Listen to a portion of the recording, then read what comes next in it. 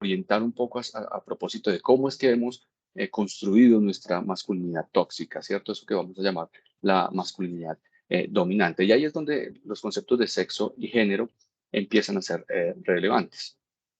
En los estudios de género, eh, la masculinidad dominante o tóxica es un concepto popularizado por Connell, que se entiende como el conjunto de prácticas, propuestas que eh, promueven de algún modo la posición social dominante de los hombres y la posición social subordinada de las mujeres. ¿Sí? Raymond Connell dice, por ejemplo, eh, o más bien denomina ese conjunto de roles y privilegios masculinos tradicionales como masculinidad hegemónica o masculinidad dominante, que finalmente es lo que alienta a los hombres y desalienta a las mujeres, ¿no? Dice ella en una de sus textos famosos, dice que la masculinidad hegemónica se puede definir de algún modo como la configuración eh, de la práctica de género que encarna una respuesta aceptada al problema de la legitimidad del patriarcado, ¿sí? Lo que garantiza de algún modo la posición dominante de los hombres y la subordinación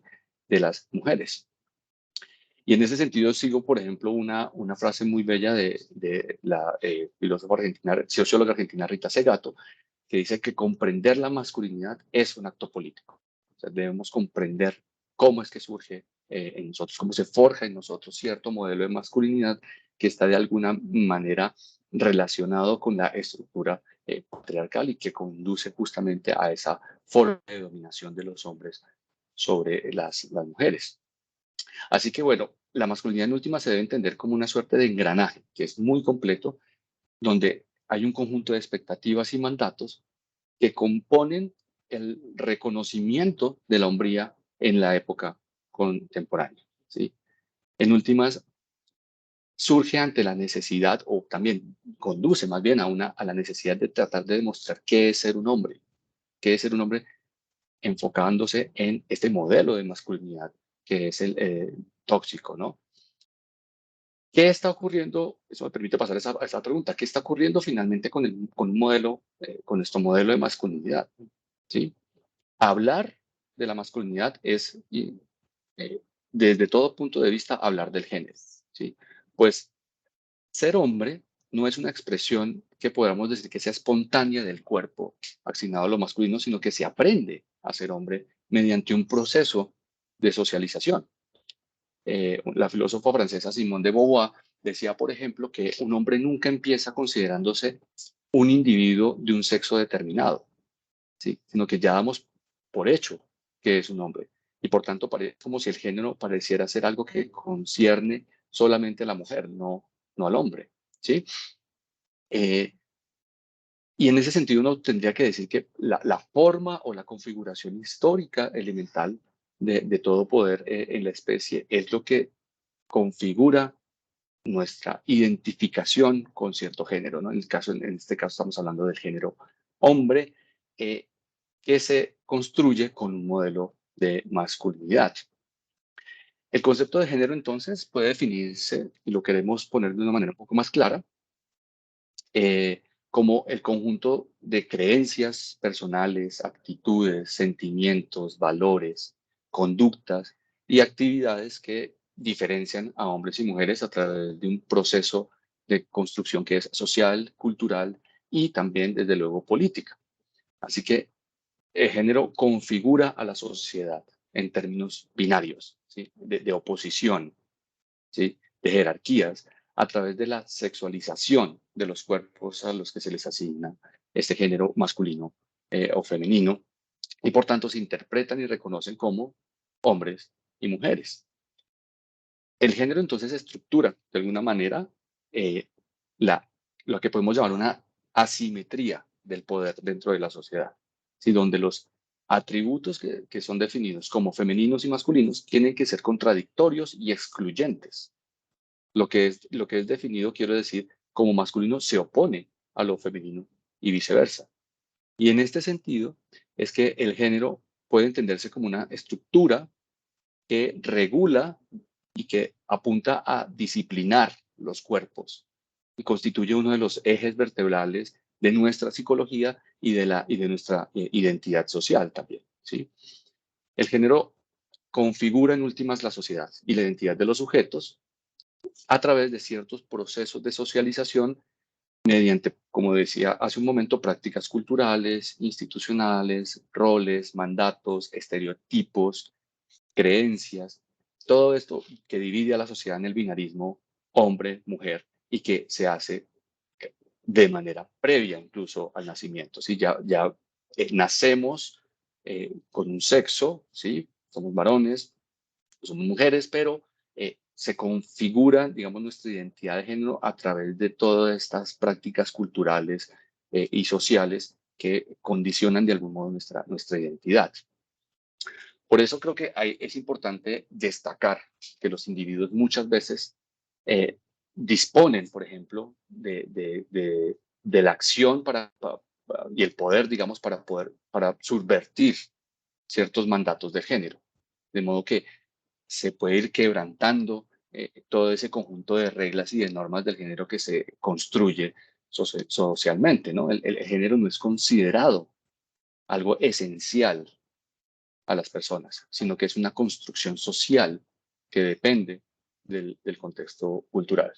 Y entonces eso me permite pasar a la pregunta de cómo se configura el género masculino en la época contemporánea o cómo se configura el ser masculino dentro de nuestra sociedad, básicamente dentro de nuestro contexto, digamos, social colombiano.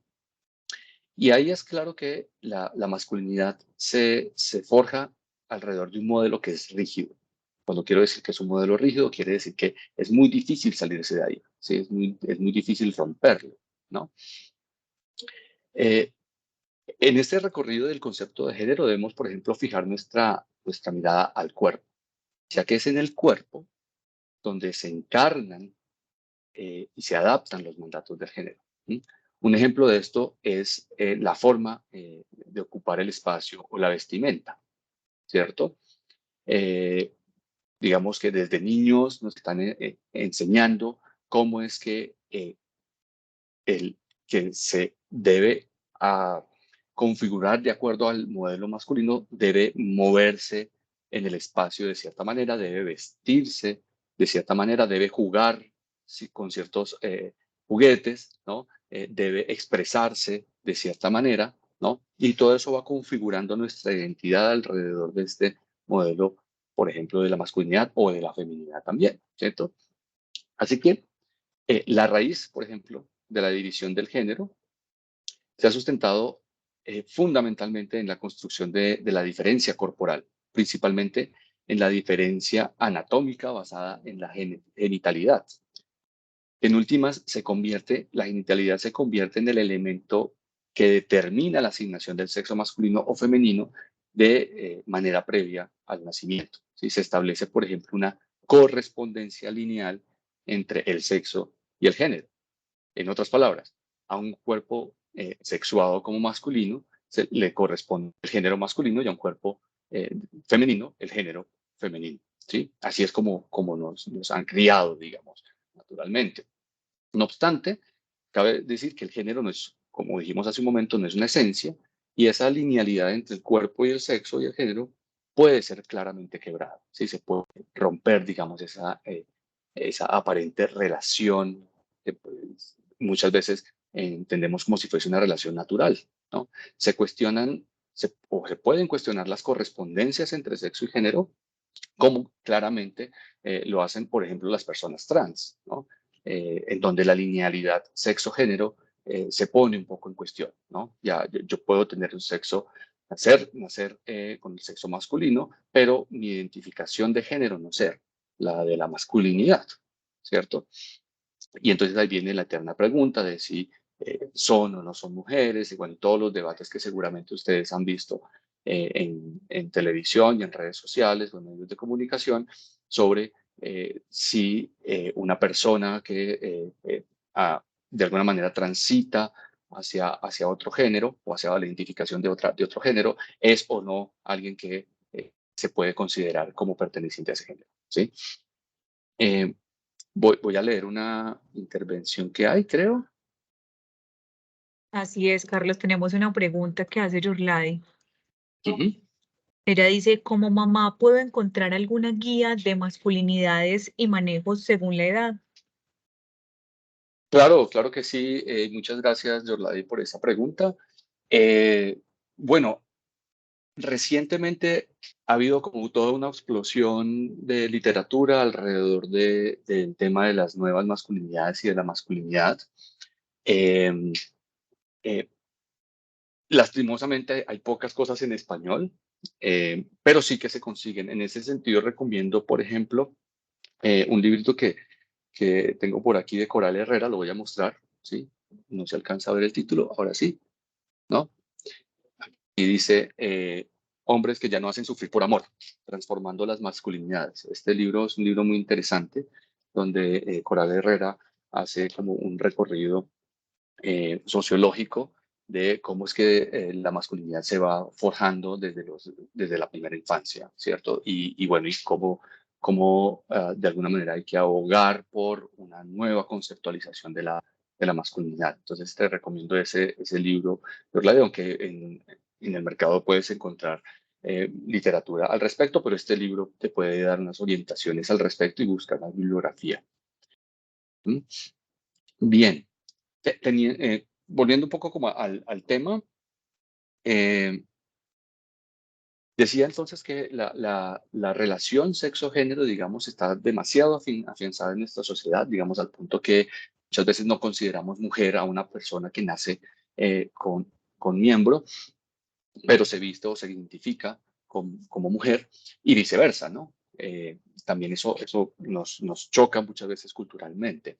Pero lo que muestra esto es que tener un cuerpo definido como masculino no necesariamente hace al hombre, ¿sí? Así como el cuerpo nombrado femenino tampoco hace necesariamente la mujer, ¿sí? Aunque sobre esto hay mucha discusión. Y todo esto nos remite a la manera como nos educan en el género desde que somos niños, ¿no? El cuerpo masculino, eh, desde la infancia, por ejemplo, se entiende como un espacio de normalización de ciertas prácticas, ¿no? Tener un cuerpo normal implica poseer determinada masa muscular, preocuparse por el tamaño del pene, adoptar una actitud viril en la forma de caminar o de sentarse, ¿no? Pensemos nada más en cómo en los últimos años se ha popularizado el término mansplaining, ¿no? Que traduce en español algo así como el despatarre, ¿no? Para describir la manera de sentarse común entre algunos hombres con las piernas tan abiertas que ocupan más espacio que les corresponde en los asientos del transporte público. Eso es, por ejemplo, educado, ¿no? Eso no, es algo que nos enseñan y que, digamos, se mete de manera invisible en nuestra configuración, ¿no? Eh, sí, entonces, esto nos lleva a la pregunta de, bueno, dentro de este sistema de masculinidad patriarcal en el que hemos crecido, ¿qué significa entonces ser un hombre? ¿No? ¿Qué es ser hombre dentro de este sistema patriarcal?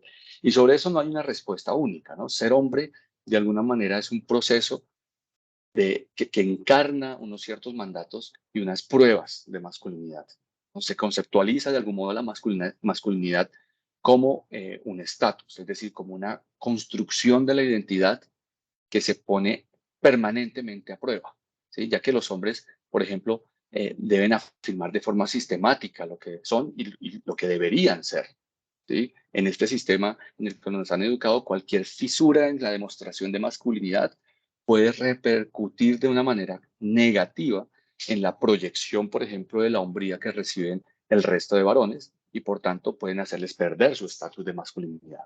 Entonces, si estamos en un sistema donde la masculinidad es dominante, quizás tratar de romper con ese esquema pone en riesgo, ¿no? La misma estructura de la dominación. ¿Mm? Y por eso es importante que nos ocupemos de la construcción de la identidad masculina y de las diferentes masculinidades, ¿no? Ahí vamos a entrar un poco como al tema de, de, de cómo se construye esa identidad masculina y si es algo que debemos seguir manteniendo.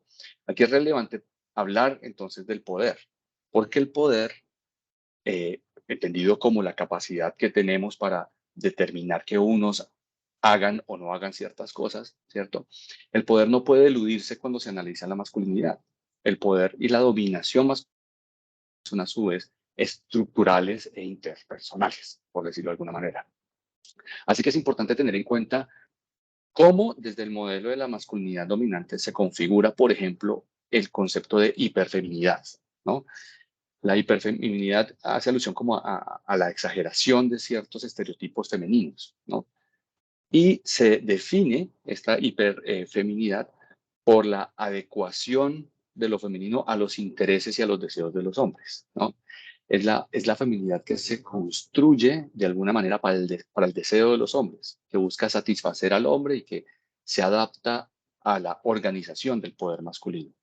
Por eso es que se afianzan dentro del concepto del modelo de lo femenino cosas como la complacencia, la subalternidad, la sumisión, el agrado de los deseos masculinos, la disponibilidad y la incondicionalidad frente a los hombres, ¿no? Esta idea de ser la buena esposa o la buena madre, esposa, que vemos todo el tiempo reproducidas en ciertas imágenes publicitarias, por ejemplo, ¿sí? La hipersexualización de las mujeres, ¿cierto? Como mandato de la feminidad dentro de este sistema de masculinidad hegemónica. Así que su sentido, el sentido y la utilidad de un concepto como este de la hiperfeminidad reside en la contribución que hace ese modelo a la reproducción de la masculinidad dominante. Y con ello, de alguna manera, también a la construcción y a la reconstrucción del orden de género, en el que hay la jerarquía de la masculinidad por encima de la feminidad. Y aquí entonces es importante también hablar de masculinidades, ¿no? Pues, hemos usado ese término, pero tenemos que distinguir como ciertas formas de masculinidad. Hemos estado hablando de la masculinidad hegemónica o la masculinidad dominante, que como dije hace un momento, está vinculada a las prácticas que garantizan la superioridad de los hombres respecto de las mujeres y que de alguna manera legitima las estructuras patriarcales, ¿sí? Esta masculinidad de algún modo es exaltada como el modelo normativo, el modelo de normas que se deben seguir o que se debe aspirar o que deben aspirar los varones. ¿Sí? Y además está claramente asociada a una determinada clase, a la heterosexualidad, a la blanquitud, por ejemplo. Está intrínsecamente relacionado con la homofobia, así como con el rechazo a todo lo que tenga que ver con feminidad, ¿no? La homofobia es una consecuencia clara de asumir esta masculinidad tóxica. ¿Sí? Pero también podemos hablar de una masculinidad cómplice, ¿no? La masculinidad cómplice está presente en aquellos hombres que no quieren o no pueden identificarse con la masculinidad dominante, pero que no la cuestionan, ¿sí? Son aquellos hombres que no cumplen con el modelo de masculinidad dominante, podemos decirlo, pero de alguna manera se benefician de este modelo de masculinidad dominante al no cuestionar la condición de subalternidad en la que están las mujeres debido a esa masculinidad dominante. Es un poco como la masculinidad de los que se hacen los locos, como que yo no soy no correspondo a un modelo de masculinidad dominante, pero tampoco me meto a cuestionarla, pues porque los privilegios y beneficios que resultan de esa estructura dentro del patriarcado, de alguna manera los quiero seguir manteniendo, ¿sí? Hay otra forma de entender la masculinidad, que es la masculinidad subordinada, ¿sí? Que es ese tipo de masculinidad que está compuesta básicamente por hombres homosexuales y otros grupos de varones que de alguna manera reproducen también la estructura de la masculinidad hegemónica, ¿sí? Aquí no se corresponde muchas veces con los estereotipos de virilidad, por ejemplo, pero que sí reproducen otras formas tóxicas de la masculinidad, ¿no? No por el hecho de ser homosexuales, no son personas que estén reproduciendo la masculinidad dominante, ¿cierto? Sí que hay unos cambios, digamos, en cuanto a las preferencias sexuales, por ejemplo, pero en términos de las relaciones de poder que se establecen socialmente, siguen reproduciendo la masculinidad hegemónica o la masculinidad dominante, que es la tóxica. Y finalmente podemos hablar de otro tipo de masculinidad, que es la masculinidad marginal, en las que entran en relación el género y cosas relacionadas con la etnicidad, ¿no? En donde se muestra la supremacía, por ejemplo, del hombre blanco autóctono sobre el resto de los hombres. En últimas, la masculinidad dominante recoge una lógica, ¿sí? Y es la lógica del antagonismo y la desigualdad. Es la lógica de la autosuficiencia prestigiosa, de buscar el prestigio todo el tiempo. Es la lógica de la belicosidad heroica, ¿no? Que en últimas es la violencia que supuestamente se justifica en nombre de los actos heroicos, ¿no? Por eso es que es belicosidad heroica. Y de algún modo es la lógica de la permanencia de las jerarquías sociales, ¿sí? Por eso es que se requieren entonces nuevas masculinidades que podemos llamar, si se quiere, contradominantes o contrahegemónicas, ¿sí? Fíjense nomás cuando nos hacemos la pregunta de qué es hacerse hombre, ¿no? Y cuando nos ponemos a pensar un poco en nuestra infancia, ¿no? Eh, y nos ponemos a pensar cuáles eran las pruebas de virilidad, ¿sí? Que nos ponían, pues empezamos a encontrar cómo es que se empieza a configurar una masculinidad tóxica desde la infancia. Si se nos enseña, por ejemplo, desde niños, que debemos rechazar todo aquello que esté socialmente vinculado a la feminidad, ¿no? Se nos infunde, por ejemplo, un miedo a lo femenino, porque lo femenino es débil, ¿no? Está siempre en una posición subalterna, ¿sí? Es un miedo a ser rechazado por no adaptarse a los criterios de la masculinidad tóxica, ¿sí? Nos dicen de niños, seguramente lo podemos recordar así, ¿no? No seas una niña, ¿no? Ay, mire, está llorando como una niña, sea hombre o sea varón, ¿sí? No sea niña, ¿cierto? Nos dicen, nos repiten todo el tiempo mientras estamos en crecimiento, y eso lo que está mostrando es la operatividad de la masculinidad tóxica en nuestras formas de configurar nuestra identidad social como hombres. Entonces, casi que ese no seas una niña, sea un hombre, se vuelve una orden, ¿cierto? Un imperativo. ¿Mm? Y eso está difundido en todas las capas de la sociedad, ¿sí? Basta, por ejemplo, con que ustedes se acerquen a los pasillos de la sección de juguetes de las grandes superficies para palpar justamente esa pervivencia de la segregación de género, ¿no? Entonces, a un lado está lo azul, sección niños, al otro lado está la sección rosa, sección de niñas. En la juguetería están los autos para niños y están las muñecas para las niñas y está, ¿sí? Claramente diferenciado y claramente dividido porque ya se está configurando de alguna manera, ¿no? Los niños no juegan con muñecas, las niñas no juegan con carros, ¿no? Los niños juegan ciertos videojuegos, las niñas juegan otros videojuegos diferentes, etcétera, etcétera. Entonces, la socialización masculina que tenemos desde nuestra infancia está profundamente vinculada al poder, ¿sí? Mientras que las mujeres, la socialización de la mujer está vinculada más bien al despoder, ¿no? Es decir, convertirse en hombre consiste en gran medida en asimilar la posición de poder que ocupa lo masculino respecto de lo femenino y por lo tanto el lugar que han de ocupar los sujetos masculinos respecto a la mujer es un papel de dominación. Así es que nos han enseñado que debe ser nuestra configuración de la identidad masculina. Un ejemplo de todo esto es la división sexual del trabajo, ya cuando ya estamos grandes, ¿cierto? La división sexual del trabajo que ubica en el terreno del valor social económico las actividades productivas tradicionalmente masculinas, mientras que los trabajos reproductivos asociados y desempeñados de forma mayoritaria por las mujeres han sido y continúan siendo, por ejemplo, infravalorados tanto social como económicamente. Entonces, si tenemos esta idea de que la masculinidad se define a través del antagonismo, correspondiéndole, por ejemplo, a la feminidad típica de elementos como la pasividad, la sumisión, la dependencia, la debilidad, la delicadeza, los afectos, el ser para otros, el cuidado, mientras que a la masculinidad se le asignan ciertos roles activos como el poder, la independencia, la autonomía, la fortaleza, la razón, la agresividad, el ser para sí mismo, no para otros, sino para sí mismos.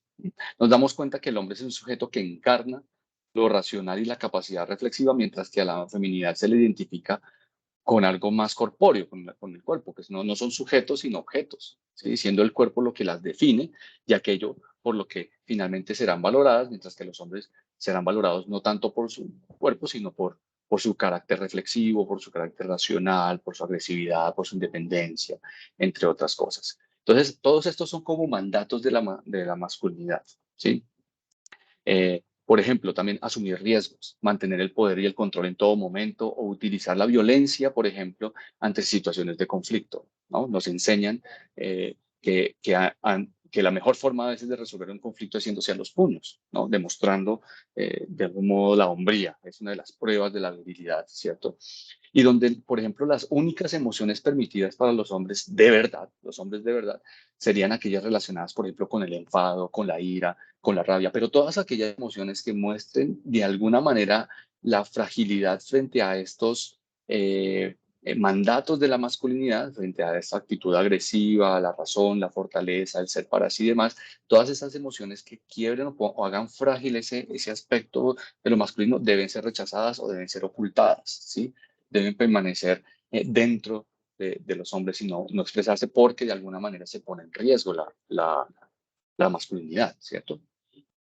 Otro de los aspectos que vale la pena destacar es la sexualidad, ¿no? Es importante notar, por ejemplo, que las conductas sexuales adquieren cierto significado en el contexto social a través de la construcción, por ejemplo, de expectativas, rituales, mitos, creencias que hay en torno al sexo.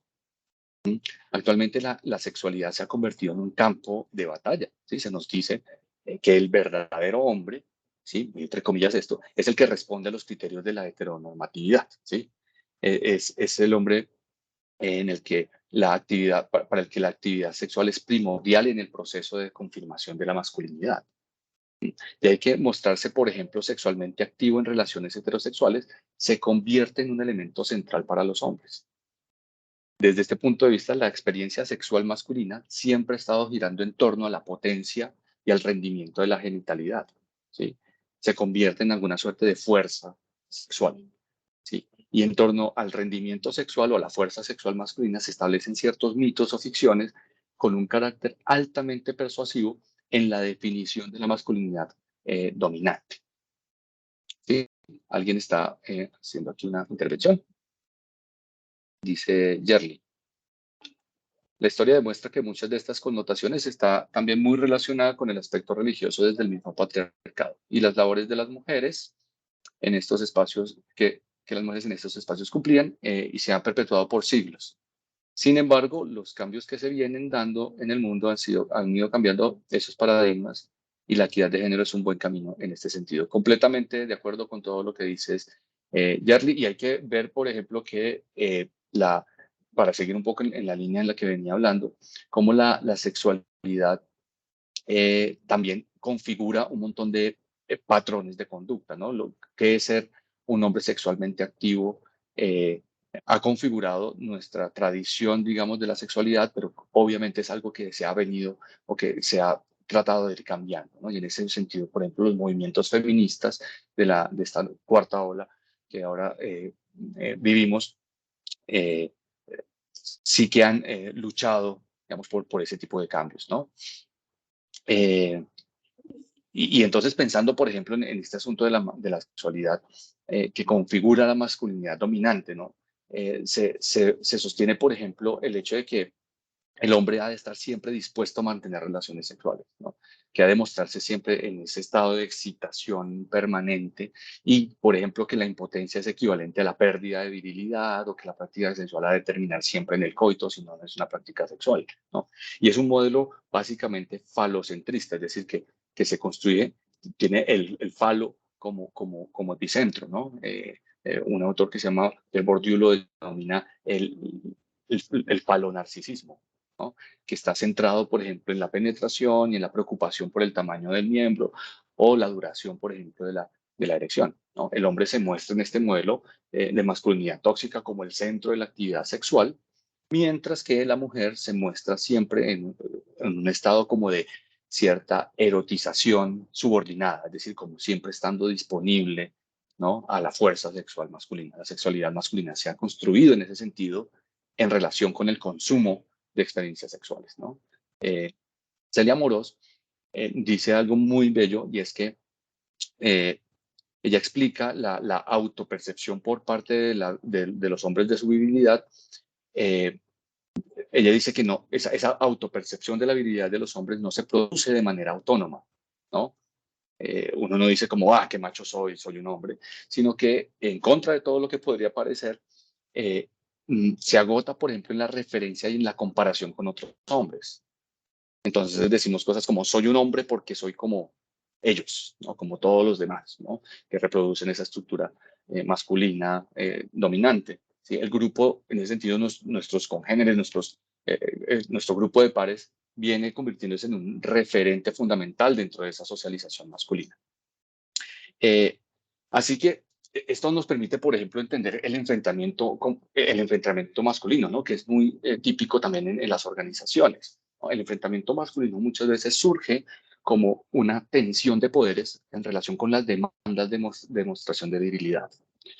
Cuando un hombre, por ejemplo, no cumple con los mandatos de la masculinidad dominante, eso es habitual que se le feminice y se le represente como desviado de la norma masculina, ¿no? Entonces, muchas veces los enfrentamientos masculinos tienen que ver con una respuesta que asumimos como hombres frente a los desafíos de la fragilidad de la masculinidad, ¿sí? Porque no queremos vernos débiles. ¿Sí? Entonces nos imponemos sobre los demás, y entonces las relaciones se vuelve un problema de relaciones de poder, de quién se muestra más hombre en la medida en que tiene más poder.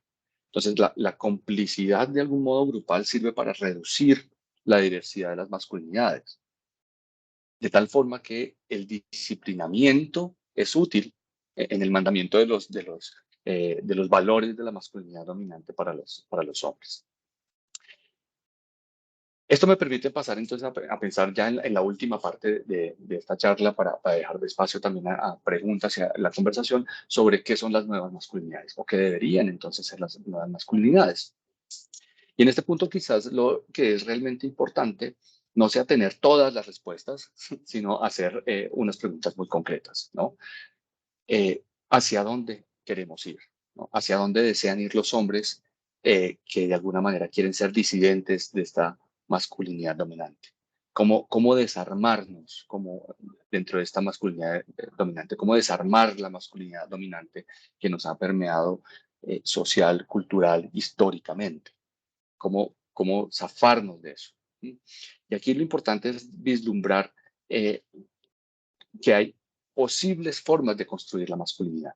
Necesitamos pensar e imaginar alternativas más o menos realizables de cara a una sociedad que sea más justa y más igualitaria, donde no quepan las relaciones de subordinación, ¿sí? O de sumisión con respecto a quienes no se identifiquen como masculinos, ¿sí? En primer lugar, creo yo, se debe cambiar la socialización masculina de la infancia para promover otras formas de ser que, por ejemplo, descarguen a los niños del imperativo de tener que demostrar de forma sistemática su virilidad, ¿no? Le hacemos un daño terrible a los niños cada vez que les decimos eres una niña o pareces una niña, como si ser niña fuese algo que no vale la pena ser, ¿cierto? Como algo que es inferior, ¿no? Se requieren entonces nuevas masculinidades igualitarias, disidentes, alternativas, contradominantes, profeministas, si se quiere, que rechacen en la práctica pública y privada los mandatos de esa estructura que llamamos el patriarcado. Pero ahí hay que tener cuidado con el adjetivo nuevas, ¿no? Cuando decimos nuevas masculinidades, porque puede ser una trampa, ¿sí? En las que se esconden las viejas masculinidades. Es decir, que en el intento de cambiar hacia otras formas de ser hombre, estas nuevas, muy entre comillas, masculinidades, no abandonan realmente las actitudes e ideas como por ejemplo la necesidad de reconocimiento masculina, la ocupación del espacio, la cosificación o la mercantilización de los cuerpos de las mujeres, entre otras cosas, ¿no? Muchas veces pensamos que la idea de lo nuevo masculino tiene que ver con las nuevas modas masculinas, y eso es completamente falso, ¿sí? A veces vemos que un hombre se pone falda y decimos como que, ay, ahora eres un nuevo masculino, ¿no? Estás explorando tus nuevas masculinidades, pero es que la nueva masculinidad no tiene nada que ver necesariamente con la pinta o con la forma de vestirse, ¿sí? Yo puedo ponerme una falda y ponerme labial y pintarme los ojos si quiero, pero si sigo reproduciendo la forma de la masculinidad hegemónica, de la masculinidad dominante, si sigo aprovechando mis privilegios para poner en situación de subordinación a las mujeres, pues no estoy sino siendo un no estoy siendo simplemente un hombre, un masculino hegemónico, ¿sí? Que se viste distinto, punto, ¿sí? Entonces, es muy importante tener en cuenta qué quiere decir ahí, nuevo, porque estas aparentemente nuevas formas de masculinidad no promueven lo que se requiere de fondo, que es un cambio realmente sustancial. En algunos de estos nuevos sujetos masculinos, por ejemplo, observamos una tendencia a una postura relativamente cómoda que no implique dinamitar sus privilegios y que no los conduzca a ser considerados como traidores, ¿no? Entonces ahí hay que ser muy cuidadosos con el uso de la palabra nueva masculinidad. Por eso, desde algunas posturas feministas se desconfía, por ejemplo, de los autoproclamados hombres nuevos que parecieran estar únicamente centrados en la búsqueda del aplauso a través de la exposición pública del cambio en su propio yo, ¿no? Aquellos que gritan, míreme, soy un hombre deconstruido o algo así, en lugar de trabajar realmente en la práctica por el cambio real. Eh, voy a cerrar ya con unas pequeñas reflexiones, y es que creo que como hombres debemos problematizar los privilegios masculinos y transitar hacia cierta renuncia a los privilegios, ¿no? Ser consciente, por ejemplo, de que estos privilegios se sostienen sobre la posición de la subordinación de las mujeres, y hay que situarse en lo que se ha denominado es un término un poco técnico, una incomodidad productiva, ¿no? ¿Qué quiere decir eso? Una incomodidad que venza las resistencias al cambio y que se rehúse a tener una posición a la defensiva, que es una posición que adquieren muchos hombres cuando se sienten confrontados, ¿no?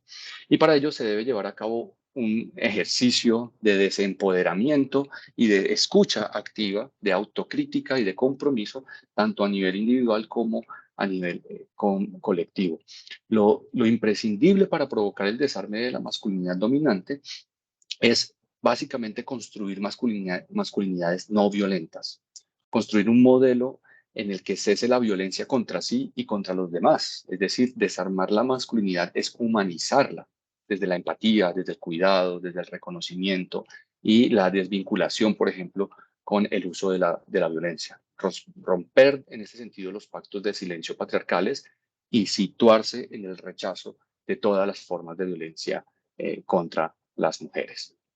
Voy a cerrarlo hasta ahí y bueno, les agradezco mucho su atención. Y bueno, damos paso como a las preguntas que tengan.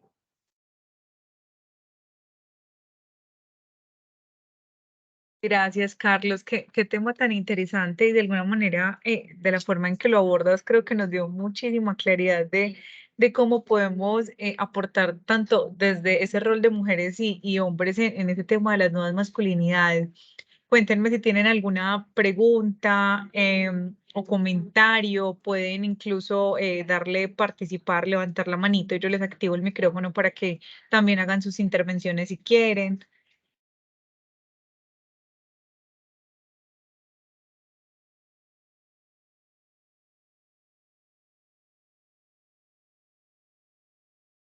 Parecer no tenemos por ahora ningún comentario. Bueno, por acá sí hay algo, Carlos, ya en el chat que nos acabó de enviar Yerly nuevamente un comentario.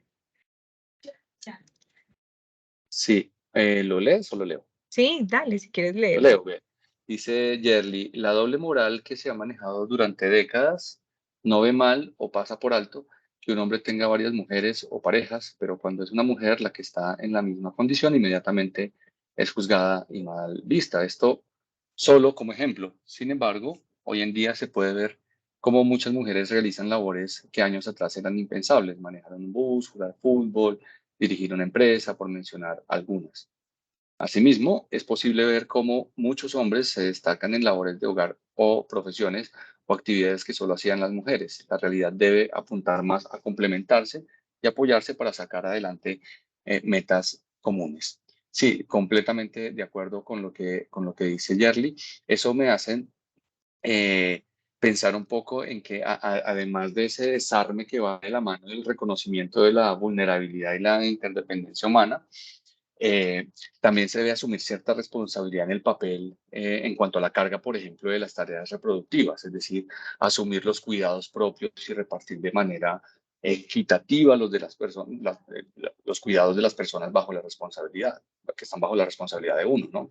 En referencia a esto, por ejemplo, el discurso y la práctica de las nuevas paternidades resulta muy pertinente. La nueva paternidad no puede quedar reducida, por ejemplo, a hacerse cargo de la parte lúdica del cuidado de los hijos y de las hijas, sino que es una auténtica revuelta hacia una paternidad igualitaria que tiene que repartir las tareas que menos se lucen en público y asumir, por ejemplo, de forma equilibrada la limpieza, la preparación de comidas, ¿sí? Y toda la carga mental que supone la organización del hogar sin esperar, por ejemplo, el reconocimiento público por ello, ¿no? Y por otro lado, también me hace pensar en que la idea de desarmar la masculinidad dominante tiene que ir indiscutiblemente de la mano de la configuración de otras formas de vivir la sexualidad, ¿no? A propósito de lo que estaba diciendo Jeffrey también al comienzo. Y es que se debe dejar de considerar a las mujeres como las posibilitadoras del poder masculino, ¿sí? Hay que desbaratar el ideal que gira en torno a la genitalidad masculina y la instrumentalización del cuerpo de las mujeres. El sexo de la masculinidad desarmada, ¿sí? Ha de experimentarse desde la empatía, desde la reciprocidad, desde el reconocimiento de las mujeres como sujetos deseantes y en ese sentido no juzgar, ¿sí? La sexualidad de las mujeres simplemente porque no se adecua a una estructura de la masculinidad dominante, ¿no? La autonomía y el poder de decisión de las mujeres ha de ubicarse en el centro de los intercambios mutuos de placeres, de goces y de deseos. Solamente tomando conciencia es que podemos iniciar este proceso de transformación.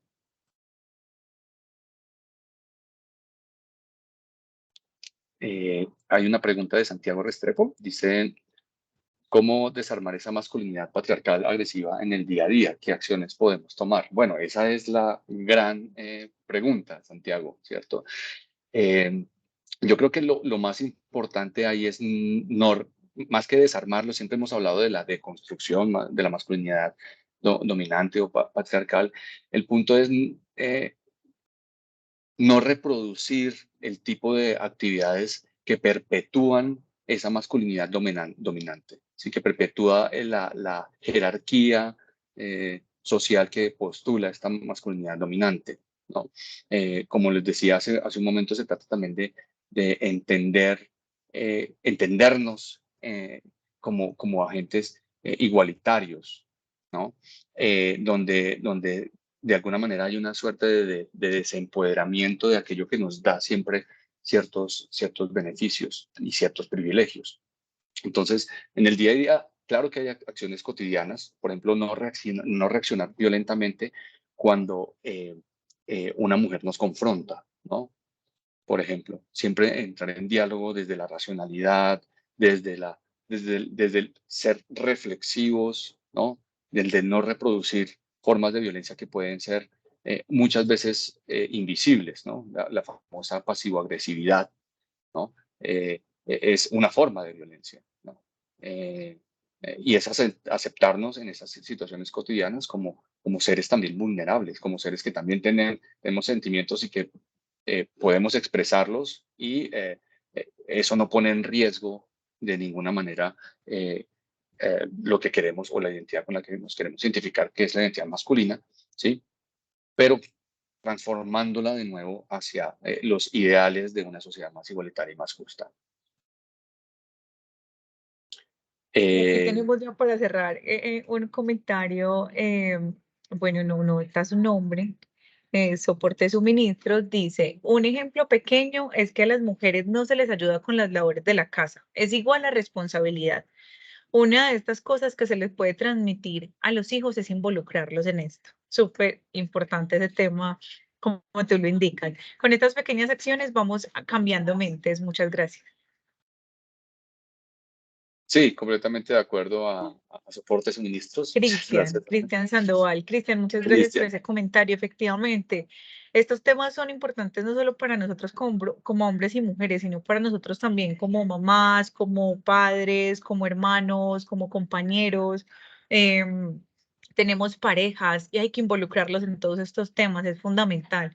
Es la única manera de empezar a construir, pues, o más bien de construir todas esas ideas que tenemos machistas, feministas y que nos involucra, pues, obviamente a todos y todas en esta construcción de nuevas masculinidades, en este tema de poder visibilizar un poco más ese papel y ese rol de los hombres en nuestros hogares, es sumamente importante. Entonces, bueno, yo creo que Carlos ya la última reflexión final en este espacio. De verdad que agradecemos muchísimo como tenerte aquí, que hayas hecho parte de nuestro mes de la equidad con este tema tan interesante y que nos hayas obviamente brindado toda esa experticia que tienes en este tema. Realmente muy, muy, muy interesante. Te dejo para Bueno, que María te Carolina, despidas y muchas gracias a todos y todas por la participación. muchísimas gracias a ti, muchísimas gracias también a Fanny y Marcela por la traducción.